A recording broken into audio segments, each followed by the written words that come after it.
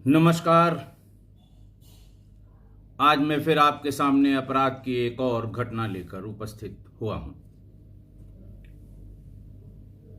ये भी उसी वक्त की है जब मैं डीआईजी रेंज बरेली हुआ करता था।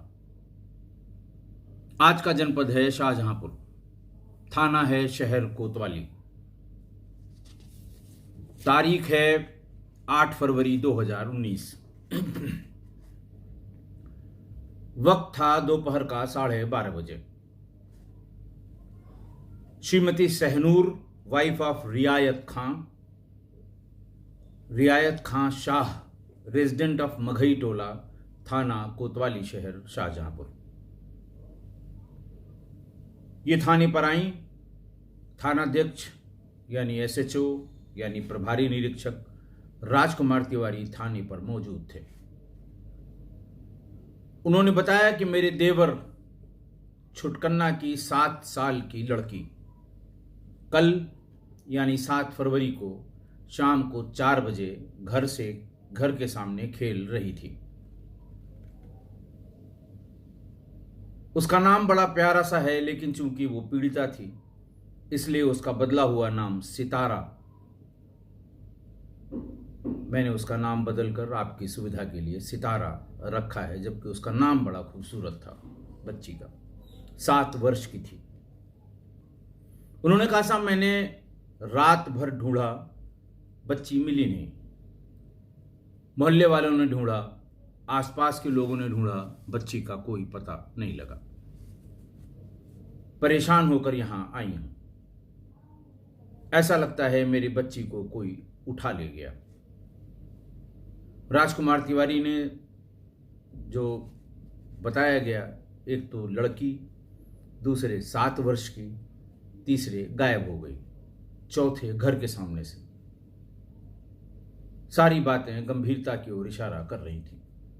उन्होंने फौरन क्राइम नंबर 92/19 पर 363 यानी अपहरण की धाराओं में अपराध पंजीकृत कर लिया, एफआईआर दर्ज कर ली अपहरण की धारा में।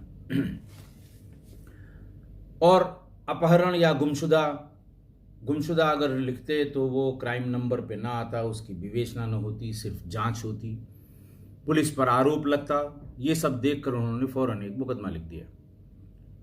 लेकिन गुमशुदा की तलाश के लिए जो एसओपी है, पोस्टर छपवाना, आसपास के जिलों में वायरलेस मैसेज कराना, डीसीआरबी और state crime record bureau SCRB से अज्ञात लाशों के बारे में, इस एज ग्रुप या इस कपड़े से मैच करती हुई दूसरी किसी सूचना के बारे में सूचना मांगी गई।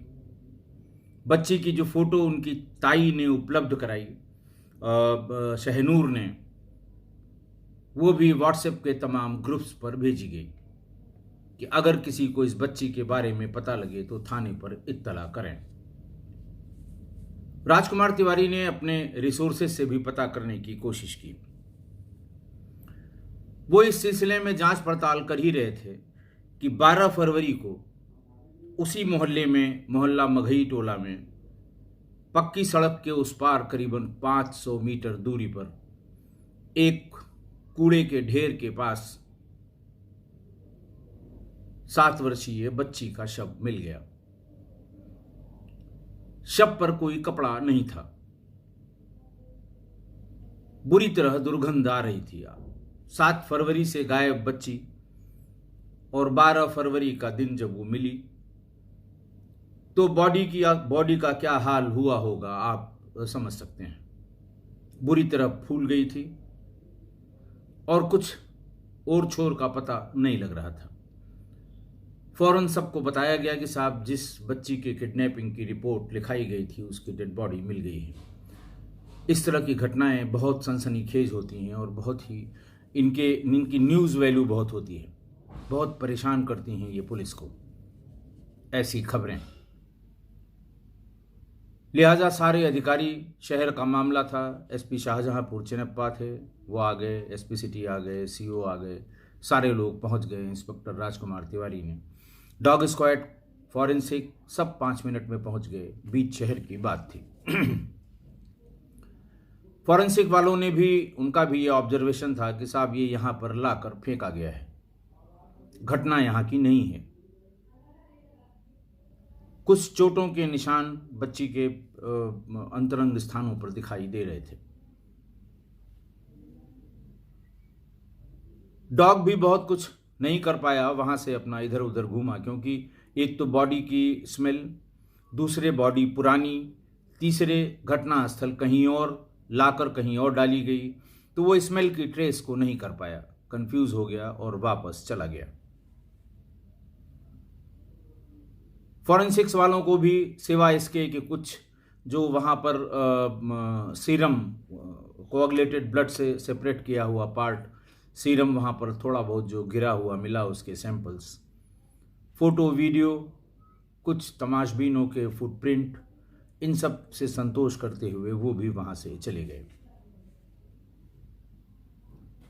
लेडी सब इंस्पेक्टर और लेडी पुलिसकर्मियों की मौजूदगी में चोटों के निशान का विवरण पंचनामा में लिख के बॉडी को सील करके पोस्टमार्टम के लिए भेज दिया गया।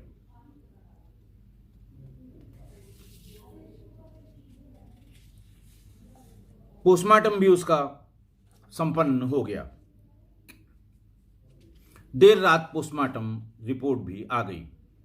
Cause of death due to throttling, cause of death due to asphyxia as a result of throttling, ये पोस्टमार्टम रिपोर्ट में मृत्यु का कारण बताया गया। स्पेसिफिक क्वेश्चन पूछा गया था पोस्टमार्टम के समय। सामान्य रूप से महिला संबंधी अपराधों में पूछ लिया जाता है कि क्या इसके साथ कोई दुर्व्यवहार तो नहीं हुआ है। पोस्टमार्टम रिपोर्ट में स्पष्ट हुआ कि इसके साथ बलात्कार हुआ है। प्राइवेट पार्ट्स की जो चोटें उसमें लिखी हुई थी, क्योंकि कॉज ऑफ डेथ में स्पष्ट लिखा हुआ था थ्रॉटलिंग एंड एंटीमॉर्टम इंजरीज। चोटों का उल्लेख जो किया हुआ था, मोस्ट प्रॉब्ली 5, 6 या 7 चोटें उसमें उल्लिखित थीं। आप जानने वाला आदमी अगर उसको पढ़ेगा, उसके बाद विजुलाइज करेगा, तो शैतान की भी रूह कांप जाएगी जो उस बच्ची के साथ हुआ था। चोटों के विवरण से यह स्पष्ट था कि बहुत ही विभत्स कुकृत्य नन्ही सी बच्ची के साथ किया गया था। सभी का गुस्सा एकदम, जो मोहल्ले के लोग थे उनका उबाल पर था। जैसे ही ये पोस्टमार्टम रिपोर्ट आई, अपहरण की धाराओं में दर्ज मुकदमे में बलात्कार, हत्या, हत्या के साक्ष्य को मिटाना और अबोध बालिका के साथ बलात्कार का एक्ट पॉक्सो में अपराध को परिवर्तित कर लिया गया। धाराएं तरमीम कर दी गईं और उसी क्राइम नंबर पे अब जो धाराएं लगी वो 376A, 302, 301 और 5/6 पॉक्सो एक्ट। SHO राजकुमार तिवारी को ये जिम्मेदारी दी गई कि वो पूरी मेहनत करके इसको जल्दी से जल्दी वर्कआउट करें, क्योंकि मैं बहुत बार बता चुका हूं कि इस तरह से छोटे बच्चों, बहुत ही कम उम्र के बच्चों के साथ हुई घटना से लोग अपने आप को जोड़ लेते हैं। भारी आक्रोश व्याप्त हो गया। किसने ऐसा गंदा काम किया? किसने ऐसा बुरा काम किया? कौन शैतान है ये? कौन राक्षस है ये? इस तरह के सवाल और उनका आक्रोश अगले दिन के अखबारों में भी स्पष्ट होने लगा। पोस्टमार्टम रिपोर्ट आने के बाद, यानी पोस्टमार्टम करने के बाद, बच्ची का शव उसके परिजनों को भेज दिया गया। वो ले गए, उसका कब्रिस्तान में जो अंतिम संस्कार हो सकता था कफन दफन करने का, वो संपन्न कर हो गया। राजकुमार तिवारी अपनी पूरी टीम लेकर मघई टोला यानी उस मोहल्ले में गए जिस मोहल्ले की वो बच्ची थी। लोगों से बातचीत करनी शुरू की। पूछताछ की शुरुआत में ही ये बात पता लग गई कि मृतका सितारा का बाप करीबन 1.5 साल पहले दिवंगत हो चुका था। उसकी मृत्यु हो चुकी थी और उसकी मृत्यु के 15-20 दिन बाद ही इस अबोध बालिका की मां अपने प्रेमी के साथ भाग गई, बच्ची को छोड़कर। और इसके पालन पोषण का पूरा जिम्मा इसकी ताई, जिसका नाम शहनूर है, जो वादी मुकदमा भी है, उसके ऊपर आ गया और वही इसका पालन पोषण करती थी। मुकदमे के दौरान ही ये पता लगा कि साहब एक चीज़ तो तय हो गई है कि ये घटना जहाँ हुई है वहाँ लोगों ने देखकर, कुछ जिज्ञासु टाइप के लड़के होते हैं, किसी बच्चे के साथ, किसी बच्ची के साथ मोहल्ले में अगर कोई घटना होती है तो अपने स्तर से भी पता लगाने का काम करते हैं। बहुत बार पुलिस को इस तरह के जिज्ञासु बच्चों से दो चार होना पड़ा है, बहुत अच्छी सूचनाएं भी ले आते हैं।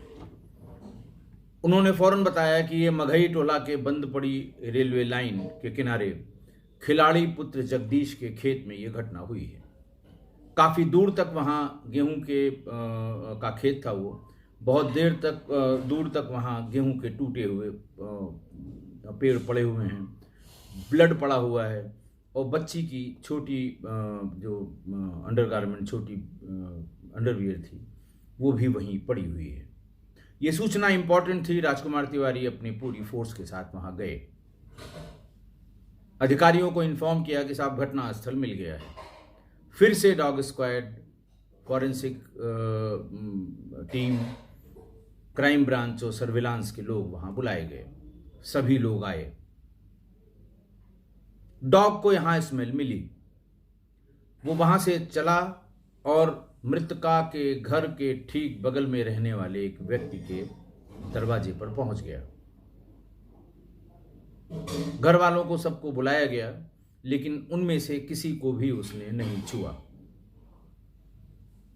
ये पूछा गया कि कौन व्यक्ति और है जो यहाँ अनुपस्थित है, तो ये पता लगा कि रहीम नाम का एक लड़का भी, जो उनके बाप निकले, उनका सब रहीम इस समय काम पर गया है, अभी 1 घंटे में लौट आएगा, आते ही मैं उसको थाने भेज दूंगा। शंका का पूरा कारण मौजूद था। मृतका के घर के बगल का मकान था। जो लड़का वहाँ नहीं था, उसके बाप, एक भाई और माँ, सब लोग घर में मौजूद मिले। जो लड़का वहाँ नहीं था उसकी उम्र भी 18-19 साल बताई गई। उसका नंबर फौरन इंस्पेक्टर ने ले लिया। उनके बाप का, उनके भाई का, माँ का, सारे नंबर इकट्ठा कर लिए गए। सर्विलांस की टीम मौजूद थी, उनको दिया गया और उनसे कहा गया कि जल्दी से पता करें कि ये इस डॉग ने जो ये इंडिकेशन दिया है, क्या घटना से इसका कोई संबंध है। इनमें से कोई व्यक्ति, वो जो बंद पड़ी रेलवे लाइन के किनारे वाला खेत है, जो वास्तविक घटना स्थल है, वहाँ पर किसी का होना पाया गया है या नहीं। सर्विलांस वालों ने रात भर मेहनत करने के बाद अगले दिन करीब 11 बजे के आसपास इंस्पेक्टर राजकुमार तिवारी को बताया कि ये नंबर, जिसका जो रहीम का बताया गया है, जो मेरे पास नोट है, इसकी लोकेशन 7 फरवरी की शाम को, रात को घटनास्थल पे थी। उसके बाद फिर ये वापस अपने घर आ गया था। इतना बताना सफिशिएंट था। फौरन रहीम को उठाया गया, थाने पर लाया गया। थाने पर पूछताछ शुरू हुई। पहले हल्की वाली हुई और वो इतनी जल्दी नहीं टूटने वाला था। शहर का लड़का था, उसे जानकारी थी अबोध बालिका की हत्या हुई है, क्या होगा मेरा। फिर श्रेणीबद्ध पूछताछ शुरू की गई। जैसे ही उसके जवाबों में कंट्रडिक्शन आने लग गया कि इसके पास पेट में कुछ है जो ये गले से बाहर नहीं आने दे रहा है। उसका इलाज पुलिस के पास हमेशा होता है। जब ये तय हो जाए कि इसके पास है लेकिन जुबान पर नहीं चढ़ रहा है, तो वही इलाज शुरू हुआ। सर्वोत्तम वाली पूछताछ के बाद सभी ज्ञानेंद्रियां इसकी एक्टिव हुई और उसने बताना शुरू किया। उसने कहा कि मैं शराब पीता हूं और पिछले 4-5 दिन से बच्ची 4 बजे के आसपास बच्चों के साथ खेलने, उसका और इसका मुलजिम का घर चूंकि अगल बगल था, यहीं आती थी। मुझे पता था कि इसका बाप मर गया है, माँ दूसरे के साथ भाग गई है, ताई है वो कितना ध्यान देगी। मैं इसे बहला फुसला कर बंद पड़ी रेलवे लाइन क्रॉसिंग के पास, जहाँ कोई आवागमन नहीं होता, न कोई आम रास्ता है, वहाँ खेतों में ले गया। एक बात इसने और बहुत महत्वपूर्ण बताई, जो इसके मोबाइल फ़ोन के गैलरी में साबित हुई, ये पॉर्न देखने का एडिक्ट था। शराब पीने के बाद एक जहां से वो ले आता था, उस व्यक्ति को भी पकड़ा गया।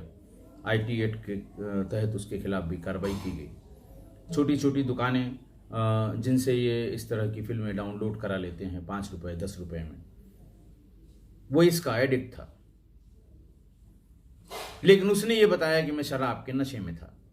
मैं ले गया और पहले उसके कपड़े उतारे, उसके बाद फिर जो कुछ भी पॉर्न में उसने देखा होगा वैसा करने का प्रयास किया। और जब उसके साथ बलपूर्वक बल का प्रयोग करना शुरू किया तो वो चिल्लाने लगी। 7 बरस की मासूम बच्ची कितना रजिस्ट करेगी। उसका मुंह दबा दिया और मुंह दबाने के बाद, और इसे यह भी नहीं पता कि कब वो मर गई, और तब तक वह कुकृत्य करता रहा। जब इसे बिल्कुल एहसास हो गया कि नहीं अब ये मर गई, तो इसने उसे अपने अंगोछे में बांध लिया, पूरा का पूरा। रात हो गई, अंगोछे में उसको बांध के घर ले आया, पीठ पर लाद कर, जैसे कोई अनाज किसी ने ले रखा हो। छोटी बच्ची है, 6-7 साल की बच्ची का आप अंदाज़ा लगा सकते हैं। हो सकता है कि वो उसकी ग्रोथ भी थोड़ी कम हो, इसलिए और छोटी हो। ले गया, यूरिया की एक छोटी बोरी में उसको भर दिया। भरने के बाद उसके एक रस्सी से उसको अच्छी तरह कस दिया। कस के अपने बक्से में, टीन के संदूक में उसे रख के बाहर से ताला बंद कर दिया। उसके दिमाग में ये था कि कुछ दिन में ये जब डिजेनरेट हो जाएगी, डिकम्पोज हो जाएगी, उसके बाद जब इसको कोई पहचान नहीं पाएगा तो किसी समय निकाल के इसे बाहर फेंक देंगे। लेकिन चौथे 5वें दिन ही, अब चूंकि एक तो बोरी यूरिया वाली, थोड़ी प्लास्टिक के तागे वाली बोरियां होती हैं, दूसरे ऊपर से बंधा हुआ, तीसरे बॉक्स में बंद करके ताला बंद किया हुआ। चौथे दिन उसकी बदबू उसके कमरे में आने लगी। उसको लगा कि अगर कोई यहां आ गया तो इस बदबू को देख के फौरन पहचानेगा, कोशिश करेगा। सहनूर आ गई या उसके घर वाले आ गए तो जरूर बदबू को ट्रेस करेंगे। उसी रात उसने उसको बाहर निकाला, शरीर पे जो कुछ कपड़े बचे हुए थे वो उतार लिए ताकि पहचान न हो पाए। क्योंकि पड़ोसी था और हर जगह ये मैसेज चल रहा था कि लाल रंग की फ्रॉक, नीले रंग की चड्डी पहने हुए छोटी बच्ची 7 साल की फलां खो गई है, अगर किसी को पता लगे तो बताया जाए। वो कपड़ा उतार के रख लिया, पूरा नंगा शरीर, चूंकि रिगर मॉर्टिस हो चुकी थी तो वो सिकुड़ के जैसे बांधी गई थी उसी शेप में थी। उसे ले जाकर सड़क के उस पार जो कूड़ा खाना है उसी में फेंक आया। फेंक के वापस घर आ गया। अब आप अंदाज लगाइए कि उसने जो उसने बताया या जो उसने किया, जो उस बच्ची के साथ हुआ, जैसा पोस्टमार्टम रिपोर्ट में चोटों के जिक्र में लिखा हुआ, जिक्र किया गया है, वो कैसा रहा होगा।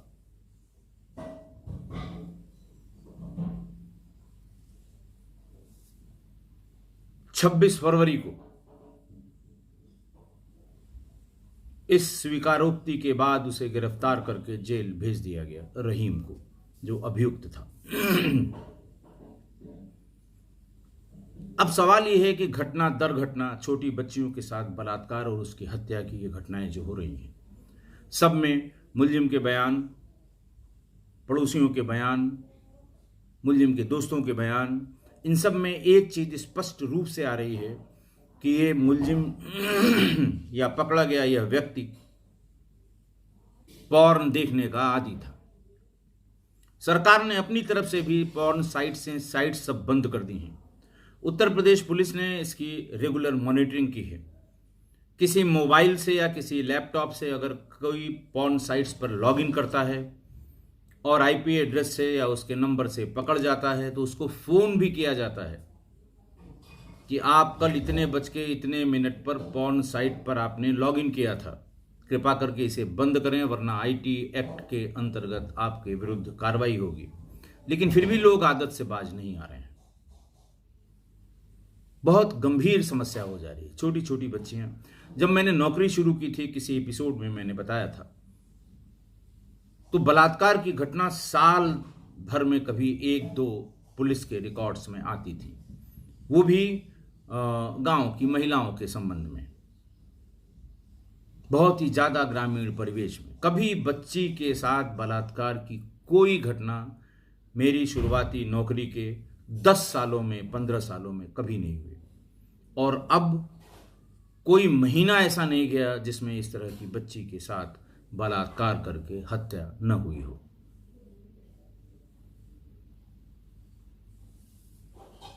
अब सबको विचार करना पड़ेगा, एजेंसीज को भी विचार करना पड़ेगा, जो लोग नीति नियंता हैं हमारे, उनको विचार करना पड़ेगा, कानूनविदों को विचार करना पड़ेगा, आखिर किया क्या जाए। इस मटेरियल को इस दूषित मानसिकता वाले व्यक्ति के पास तक पहुंचने से कैसे रोका जाए। अगर कोई इसका देखना ही चाहता है तो कम से कम उसकी पहचान रहे, पुलिस भी जाने और लोग भी जाने कि हाँ साहब ये फला मानसिकता का व्यक्ति है, उससे सावधान रहे आदमी।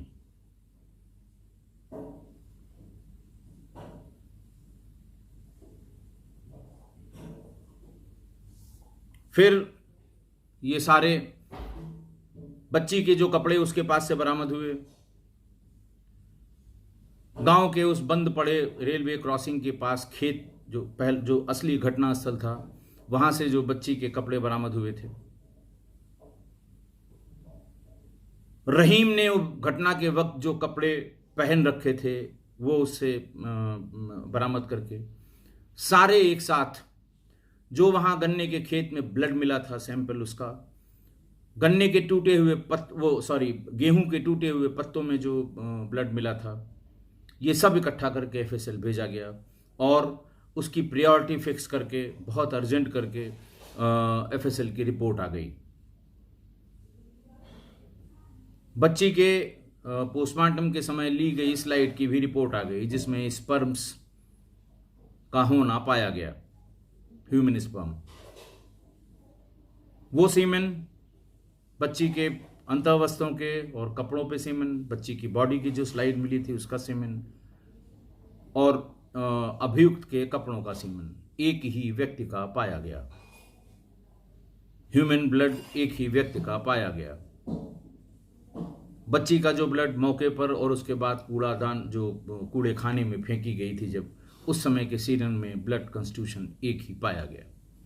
इन सारी फॉरेंसिक रिपोर्ट्स, अभियुक्त के घटना के समय वहां उपस्थित होने के सीडीआर के सबूत, गवाहों के बयानात, इन सब के साथ 19 मार्च 2019 को चार्जशीट नंबर 162 अदालत में दाखिल कर दी गई। अब इतना सब कहने के बाद, बताने के बाद, आज की घटना के बारे में बोलने का दिल नहीं करता। रहीम ने 7 साल की मासूम के साथ जो किया वो अपराध की पराकाष्ठा थी। इससे गंदा, घृणित अपराध कोई कर नहीं सकता। ये अपराधी मानसिकता का सबसे घिनौना स्वरूप था। अगर सामान्य व्यक्ति होता तो मैं यही कहता कि इस अभियुक्त को, इस रहीम को 100 मौतों की सजा होनी चाहिए, क्योंकि मैंने उसको बहुत नज़दीक से देखा, इस घटना को, इसको परसू किया, गिरफ्तारी से, इसके कथन से, अखबारों से बहुत दबाव था उस समय। लेकिन पुलिस की वर्दी उस समय पहन के मैं ये नहीं कह सकता था कि इसे 100 मौतों की सजा होनी चाहिए। आज मैं कह सकता हूं और मुझे यकीन है, मुझे पूरा यकीन है कि अदालत भी इस घटना का नीरछीर विश्लेषण करेंगी और कठोर दंड के अंतिम सिरे का कठोरतम दंड भी अदालत देगी। मुझे पूरा यकीन है, जिस तरह के सबूत हैं, जिस तरह के एविडेंसेस हैं, जिस तरह के फॉरेंसिक एविडेंसेस हैं, जिस तरह के साइंटिफिक एविडेंसेस हैं, सजा मिलेगी। पर अगर हकीकत में देखें तो ऐसा लगता है कि बच्ची से खुदा ही रूठ गया था। 1.5 साल पहले बाप का इंतकाल हो गया। माँ जिसने उसको जना था, जिसकी वो बेटी थी, वो अपने आशिक के साथ भाग गई। एक बार भी उसे ख्याल नहीं आया कि ये 6 साल की बच्ची, ये उसकी जनी हुई, उसकी पाली पोसी हुई है। ताई तो ताई है, लेकिन फिर भी उसने ताई होने का पूरा फर्ज निभाया। उसके कपड़े, उसके खाने पीने, हर चीज़ का ख्याल रखा। लेकिन माँ होती तो ज़रूर इतना ध्यान देती कि भाई 4 बजे निकली है, अभी तक आई नहीं। ताई थी, उसने भी ध्यान जरूर दिया होगा, तभी बेचारी भाग के थाने तक गई। लेकिन समाज के इन गिद्धों और नर पिशाचों से वो इस बच्ची को नहीं बचा पाई। राष्ट्रकवि मैथिली शरण गुप्त की एक कविता है जो कही तो दूसरे परिप्रेक्ष्य में गई थी, देश भक्ति के या देश प्रेम के परिप्रेक्ष्य में कही गई थी, लेकिन जो उसकी अंतिम लाइन है वो आज के अभियुक्त पर बिल्कुल सटीक, बिल्कुल फिट बैठती है कि वह नर नहीं, नर पशु निरा और मृतक समान है। वो आदमी हो ही नहीं सकता। वह नर नहीं, नर पशु निरा और मृतक समान है।